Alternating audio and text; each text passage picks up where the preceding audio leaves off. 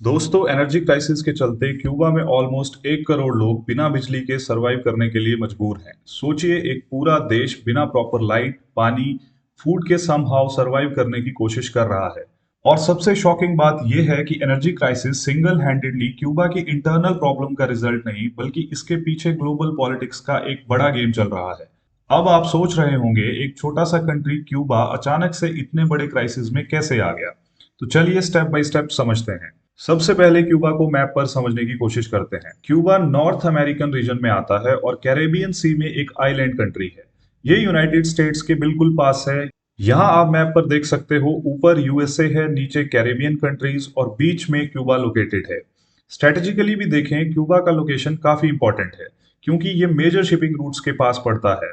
Because Cuba एक island country है, उस वजह से क्यूबा अपनी जरूरतों के लिए मेजरली इंपोर्ट्स पर डिपेंडेंट है, जैसे कि fuel and energy related requirements. और यही डिपेंडेंसी आज क्यूबन एनर्जी क्राइसिस की सबसे बड़ी वजह बन चुकी है।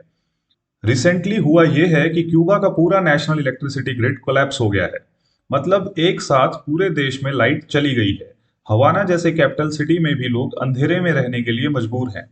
और प्रॉब्लम यहाँ खत्म नहीं होती, बिकॉज इलेक्ट्रिसिटी के बिना बाकी की एसेंशियल सर्विसेज भी इम्पेक्टेड हैं। अगर इलेक्ट्रिसिटी नहीं होगी, दैट मीन्स वाटर सप्लाई भी पूरी तरह से बंद हो चुकी है, क्योंकि वाटर पंप्स को रन करने के लिए भी इलेक्ट्रिसिटी की रिक्वायरमेंट होती है। अब सवाल ये उठता है कि ये प्रॉब्लम इतने सिवियर लेवल पे क्यूबा को ही क्यों फेस करनी पड़ रही है। इसका सिंपल सा रीजन है, फ्यूल खत्म हो रहा है।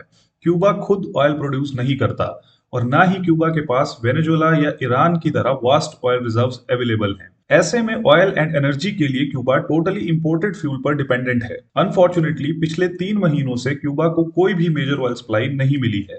मतलब पावर प्लांट्स के पास बिजली बनाने के लिए फ्यूल तक अवेलेबल नहीं है। क्यूबा के पास खुद का इनफ ऑयल नहीं था, इसीलिए सालों से क्यूबा ऑयल सप्लाई के लिए वेनेजुएला पर डिपेंडेंट था। वेनेजुएला एक ऑयल रिच कंट्री है जो वर्ल्ड के सबसे ज्यादा ऑयल रिजर्व्स होल्ड करता है, और वो क्यूबा को सस्ता, कभी कभी ऑलमोस्ट फ्री ऑयल सप्लाई करता था। लेकिन धीरे धीरे सिचुएशन ये हो गई कि क्यूबा का पूरा इलेक्ट्रिसिटी सिस्टम, उसकी इकोनॉमी, सब कुछ वेनेजुएला के ऑयल पर डिपेंडेंट हो गया।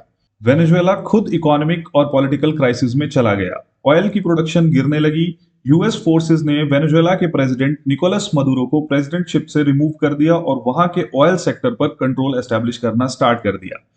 यूएस ने ये स्टेप सिर्फ पॉलिटिक्स के लिए नहीं लिया, बल्कि इसके पीछे मल्टीपल रीजंस थे।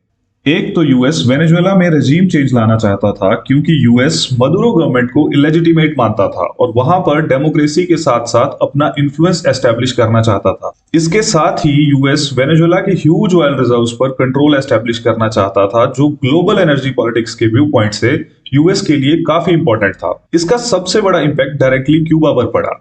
जैसे ही यूएस ने वेनेजुएला के ऑयल एक्सपोर्ट्स को कंट्रोल किया, क्यूबा को मिलने वाली ऑयल सप्लाई ऑलमोस्ट बंद हो गई, और जो ऑयल सप्लाई सालों से उसकी एनर्जी सिक्योरिटी की बैकबोन बनी हुई थी, वो एकदम से कोलैप्स कर जाती है।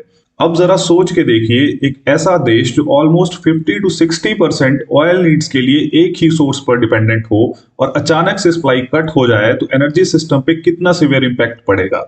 एग्जैक्टली वही हुआ। क्यूबा का एनर्जी सिस्टम धीरे धीरे कोलैप्स होने लगा, और आज जो ब्लैकआउट और क्राइसिस हम देख रहे हैं, वो कहीं ना कहीं इस जियोपॉलिटिकल मूव का डायरेक्ट रिजल्ट है। अब आते हैं सबसे कंट्रोवर्शियल पार्ट पर। यूएस ने क्यूबा पर स्ट्रिक्ट सैंक्शंस लगा रखे हैं, क्योंकि वो क्यूबा की रशियन सपोर्टेड कम्युनिस्ट गवर्नमेंट को अपोज करता है और उस पर पॉलिटिकल प्रेशर बना के सिस्टम चेंज करना चाहता है। इन शॉर्ट, यूएस क्यूबा पर प्रेशर डालना चाहता है ताकि वहां अपना पॉलिटिकल इन्फ्लुएंस बढ़ा सके। अब सिचुएशन ये हो गई है कि क्यूबा इजीली ऑयल इंपोर्ट नहीं कर सकता। जो भी कंट्रीज ऑयल देने की कोशिश करती हैं, उन पे भी प्रेशर डाला जाता है। कुछ ऑयल टैंकर्स को तो इवन यूएस प्रेशर के चलते रास्ते से ही डाइवर्ट कर दिया गया। सो प्रैक्टिकली यहाँ पे क्यूबा कंप्लीटली आइसोलेट हो चुका है। स्ट्रक्चरल लेवल पे बात करें तो क्यूबा के पावर प्लांट्स बहुत पुराने हैं, मेंटेनेंस बहुत वीक है, सिस्टम्स ऑलरेडी फ्रेजाइल हैं। तो जैसे ही फ्यूल कम हुआ, पूरा सिस्टम कोलैप्स हो गया। इसके साथ ही एक और सबसे इंटरेस्टिंग एंगल आता है इजराइल ईरान कॉन्फ्लिक्ट के कंटेक्स्ट में। आप सोच रहे होंगे, इसका इजराइल ईरान या मिडल ईस्ट से क्या कनेक्शन हो सकता है। देखिए, जब मिडल ईस्ट में टेंशन बढ़ता है तो ग्लोबल ऑयल सप्लाई डिस्टर्ब हो जाती है, ऑयल महंगा हो जाता है, शिपिंग रिस्की हो जाती है, और जो कंट्रीज ऑलरेडी स्ट्रगल कर रही हैं, उनके लिए सिचुएशन और भी खराब हो जाती है। क्यूबा एग्जैक्टली वही फेस कर रहा है। ग्राउंड लेवल की अगर बात करें तो लोग 10 से 12 घंटे तक या फिर कभी-कभी 15 घंटे तक बिना बिजली के रहने के लिए मजबूर हो चुके हैं। फूड स्पॉइल हो रहा है, ट्रांसपोर्टेशन रुक गया है और लोगों को पानी तक नहीं मिल रहा है। स्लोली स्लोली कंट्री का पूरा economic, political, civil ecosystem collapse कर रहा है। क्यूबा की कैपिटल सिटी हवाना में लोग सड़कों पर आ गए हैं, बर्तन बजा के प्रोटेस्ट कर रहे हैं। कुछ जगह तो गवर्नमेंट ऑफिसेज पर अटैक भी स्टार्ट हो चुके हैं। क्यूबा जैसे स्ट्रिक्ट कंट्री में प्रोटेस्ट होना अपने आप में एक बहुत बड़ी बात है। अब इस पूरे क्राइसिस से ये समझ आ रहा है कि आज की दुनिया में एनर्जी ही पावर है। अगर आप ऑयल इंपोर्ट पर डिपेंडेंट हो तो ग्लोबल पॉलिटिक्स आपको कभी भी कंट्रोल कर सकती है। मिडिल ईस्ट का कॉन्फ्लिक्ट लैटिन अमेरिका के छोटे छोटे देशों को अंधेरे में डाल सकता है। ऐसे में क्यूबा का एनर्जी क्राइसिस सिर्फ एक कंट्री की प्रॉब्लम नहीं बल्कि एक वार्निंग है कि ग्लोबल जियोपॉलिटिक्स का इंपैक्ट दुनिया के किसी भी कोने तक पहुंच सकता है। अगर आपको ऐसे ही सिंपल और डीप एनालिसिस वाले वीडियोस पसंद हैं तो चैनल को सब्सक्राइब करें। Till then, stay safe, stay tuned. जय हिंद।